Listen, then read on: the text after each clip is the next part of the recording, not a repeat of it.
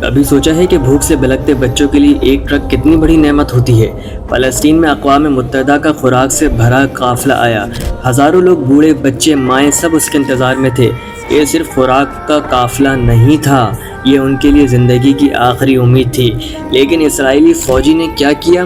اوچا کے مطابق فوج نے اس ہجوم کے بالکل قریب فائرنگ کی، ایسی فائرنگ جو صرف چند انچ کے فاصلے پر کی گئی تھی۔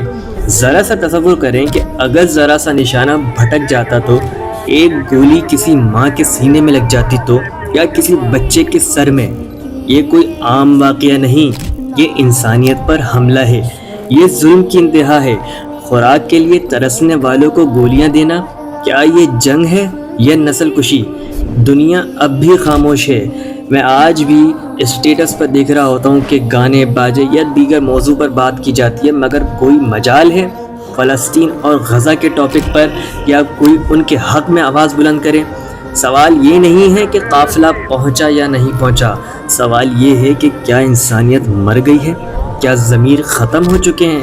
کیا بھوک سے مرتے انسانوں کو بھی دشمن سمجھا جا رہا ہے؟ اگر اب بھی خاموش رہے نا، تو کل یہ آگ ہمیں بھی جلا دے گی۔